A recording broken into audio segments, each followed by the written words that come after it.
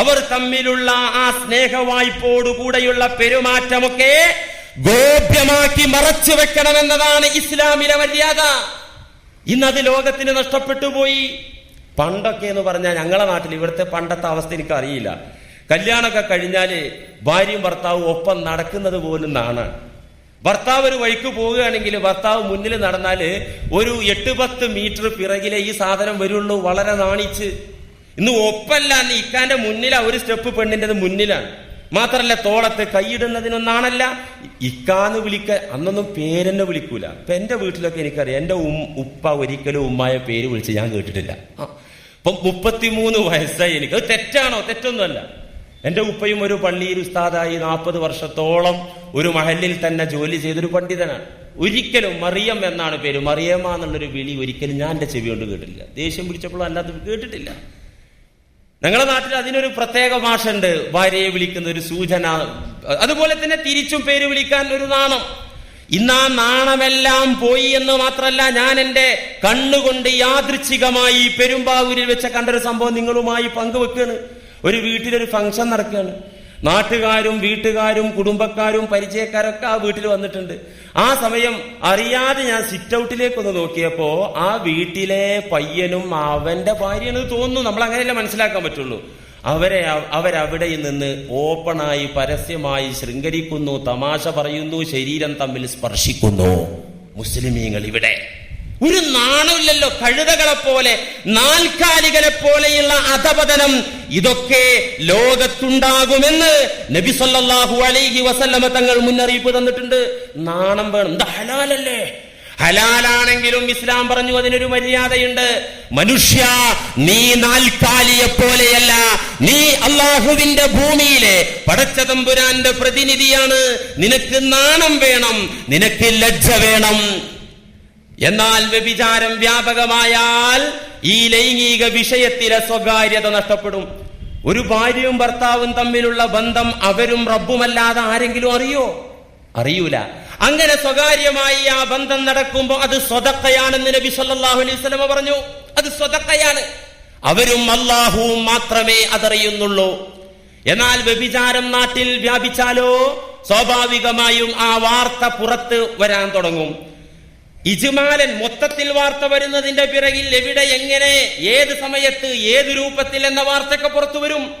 അങ്ങനെ അതിന്റെ സ്വകാര്യ അവസ്ഥ നഷ്ടപ്പെട്ടാൽ വഹീനഇദിൻ ലാ യബ്ഖാ ബൈന നൗഇൽ ഇൻസാനി വബൈന സായിരിൽ ബഹീമത്തി ഫർഖുൻ. അങ്ങനെ സംഭവിച്ചാൽ, ഇന്നൊക്കെ നമ്മുടെ നാട്ടിലുള്ള ഈ രീതി ഇവിടെ നിലനിന്നാൽ, അപ്പോൾ മനുഷ്യവർഗവും മൃഗവർഗവും തമ്മിൽ വ്യത്യാസമില്ലാതെയാകും. മനുഷ്യരും മൃഗവും തമ്മിൽ വ്യത്യാസം വേണം. എന്തുകൊണ്ട്? വയജ്അലുകും ഖുലഫാഅൽ അർള്. അല്ലാഹ് പറഞ്ഞു, നിങ്ങൾ ഭൂമിയിലെ എന്റെ പ്രതിനിധികളാണ്. അതുകൊണ്ട് നാൽക്കാലികളുടെ സ്വഭാവം നിങ്ങൾക്ക് പാടില്ല. നിങ്ങൾ ഉത്തമ വർഗമാണ്. നിങ്ങൾക്ക് ലജ്ജ വേണം. ലജ്ജ ഈമാനിന്റെ ഭാഗമാണ്. നിങ്ങൾക്ക് മാന്യത വേണമെന്ന് അല്ലാഹു സുബ്ഹാനഹു വ തആല പഠിപ്പിച്ചു. എത്രത്തോളം എന്ന് വെച്ചാൽ, സ്വന്തം ഭാര്യയുമായിട്ടുള്ള അനുവദിക്കപ്പെട്ട ബന്ധം പോലും പുറത്ത് പറയരുത് എന്ന് പരിശുദ്ധ ദീനുൽ ഇസ്ലാം കണിശമായി നമ്മെ ഉണർത്തുന്നു. എന്ത്? തനിക്കനുവദിക്കപ്പെട്ട തന്റെ ഭാര്യയുമായിട്ടുള്ള ബന്ധം യാതൊരു കാരണവശാലും വെളിയിൽ അറിയരുത്, പുറത്ത് പറയരുത്. അത് രഹസ്യമാക്കി വെക്കണം. ഒരാൾ തന്റെ ഭാര്യയുമായിട്ടുള്ള ബന്ധം പരസ്യപ്പെടുത്തിയാൽ അവനെക്കുറിച്ച് നബി സല്ലല്ലാഹു അലൈഹി വസല്ലമ പറഞ്ഞത് എന്താണെന്നറിയോ? അന്ത്യദിനത്തിൽ അല്ലാഹുവിങ്കൽ ഏറ്റവും വെറുക്കപ്പെട്ടവൻ അവനായിരിക്കുമെന്നാണ്. എന്ത്? ഇന്ന മിൻ അശർരിൻ നാസി ഇൻദല്ലാഹി മൻസിലതൻ യൗമൽ ഖിയാമ. ഇമാം മുസ്ലിം സ്വഹീഹിൽ ഉദ്ധരിച്ച ഹദീസാണ്. ഇന്ന മിൻ അശർരിൻ നാസ് ഇൻദല്ലാഹി മൻസിലതൻ യൗമൽ ഖിയാമ. അന്ത്യദിനത്തിൽ അള്ളാഹുവിന്റെ സന്നിധിയിൽ അള്ളാഹു ഏറ്റവും വെറുക്കുന്ന മനുഷ്യരാരാന്നറിയോ? കളവ് നടത്തിയവരല്ല, അടിപിടി നടത്തിയവരല്ല, കൊല ചെയ്തവരല്ല.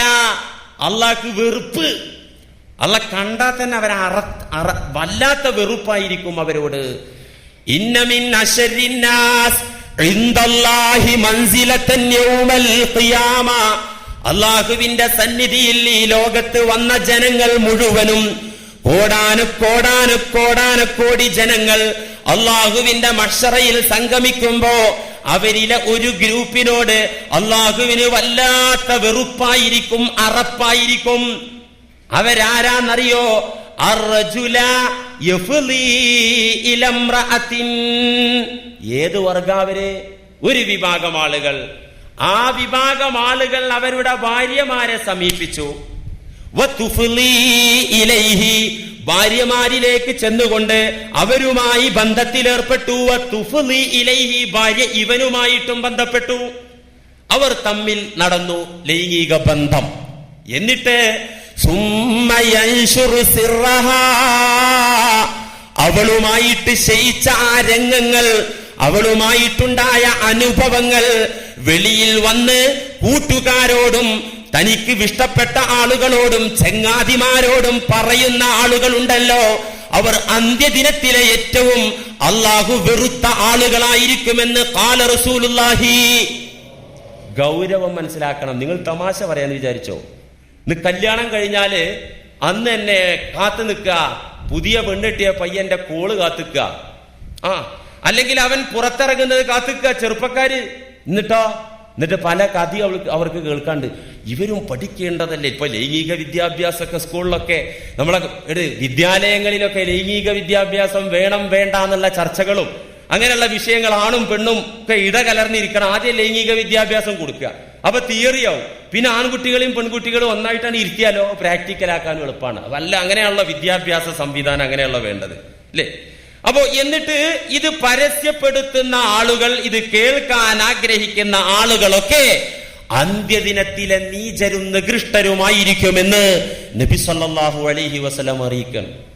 ഇതൊക്കെ നമ്മളെ നാട്ടിൽ ഇതൊക്കെ കണ്ടുകൊണ്ടിരിക്കുന്നു. ലോകം അവസാനിക്കാനായിട്ടുണ്ട് എന്നതിന്റെ വ്യക്തമായ തെളിവ്.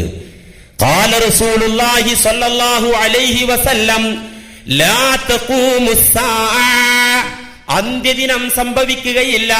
ഹത്താ യതഫാസദൻ നാസ് തഫാസുദൽ ഹുമുരി ഫിത്തുറുഖി വൽ അസ്വാഖ്.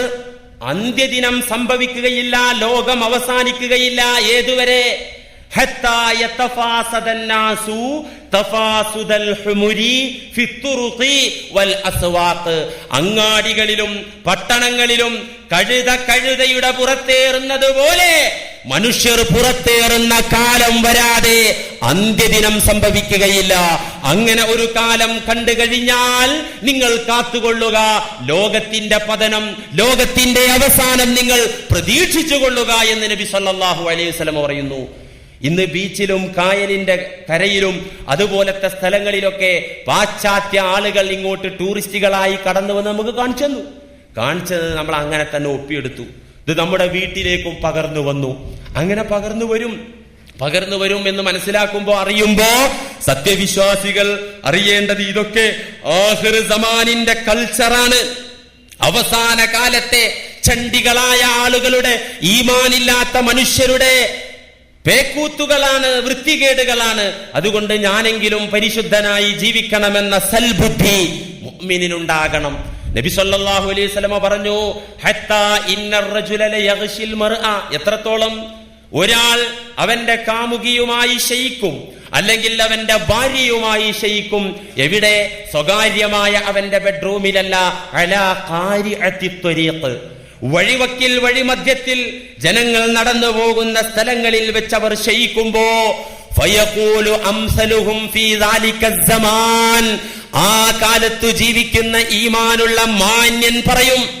അക്കാലത്ത് ജീവിക്കുന്ന മാന്യൻ ഇത് കാണുമ്പോ, വഴിയിൽ ഇത് കാണുമ്പോ, പട്ടണത്തിൽ ഇത് കാണുമ്പോ, മനുഷ്യർ നടന്നു പോകുമ്പോ വഴികളിൽ ഇത് കാണുമ്പോ മാന്യൻ പറയും. മാന്യതയില്ലാത്തവനോ ഒളിക്കണ്ണുകൊണ്ട് നോക്കിക്കാണും, ചാൻസ് കിട്ടിയ മൊബൈൽ കൊണ്ട് പകർത്തും ചെയ്യും. അല്ലേ? ഇന്നിപ്പോ അതാണല്ലോ, ബാത്റൂമിൽ മൂത്രമൊഴിക്കാൻ പോകാൻ പെണ്ണുങ്ങൾക്ക് ധൈര്യമില്ല. കഴിഞ്ഞ ആഴ്ച പോയപ്പോ, ഞാൻ നാട്ടിൽ പോയപ്പോ എന്റെ ഭാര്യ പറയാണ്, പേടിയാണ്, കക്കൂസ് പോകാൻ പോലും പേടിയാണ്. ശരിയല്ലേ? ആ ഒരു അവസ്ഥ ലോകത്തുണ്ടായി. സുബ്ഹാനല്ലാഹ്. ഇതൊക്കെ ജൂദായിസത്തിന്റെ കണ്ടുപിടുത്തമാണ്. മൊബൈൽ ക്യാമറ കണ്ടുപിടിച്ചത് ആരാ? ഇസ്രായേലികൾ, ജൂതന്മാർ. മുസ്ലിമീങ്ങളെ നശിപ്പിക്കാൻ വേണ്ടി, ഈ ലോകം മുഴുവൻ നശിക്കാൻ വേണ്ടി ജൂതായിസം കണ്ടെത്തിയ സാധനമാണിത്. അത് നല്ല നിലക്ക് ഉപയോഗിക്കുന്നവരുണ്ട്, ഉപയോഗിച്ചോ കുഴപ്പമില്ല. പക്ഷേ ഇതൊക്കെ ദുരുപയോഗം ചെയ്യപ്പെടുന്നു ഇന്ന് എന്നതാണ് സത്യം. നബി സല്ലല്ലാഹു അലൈഹി വസല്ലം പറഞ്ഞു, അന്നത്തെ മാന്യൻ ഇത് കാണുമ്പോ സഹിക്കാൻ പറ്റാത്ത മാന്യൻ അവൻ പറഞ്ഞു പോകും,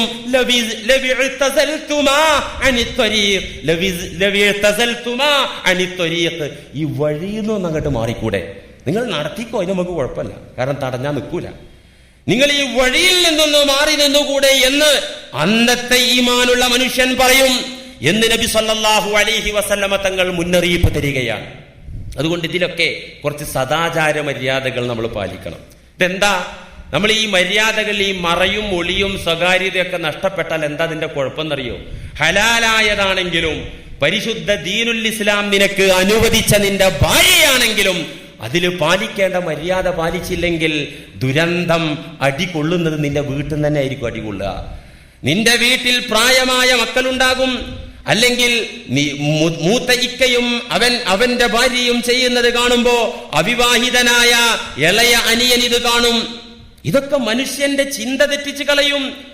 അല്ലാഹു സുബ്ഹാനഹു വ തആല വ്യഭിചരിക്കരുത് മുഅ്മിനീങ്ങളെ, മുസ്ലിമീങ്ങളെ നിങ്ങൾ വ്യഭിചരിക്കരുത് എന്ന് പറയാതെ അതിന്റെ വഴികൾ നിങ്ങൾ സൂക്ഷിക്കണമെന്ന് പറഞ്ഞ വഴിയിൽ ഇതൊക്കെ പെടും. ഏത് വിടും? നമ്മുടെ സ്വകാര്യമായ ലൈംഗികത നമ്മൾ പരസ്യപ്പെടുത്തിയാൽ നമ്മൾ വ്യഭിചാരത്തിന്റെ വഴിയിലാണ്.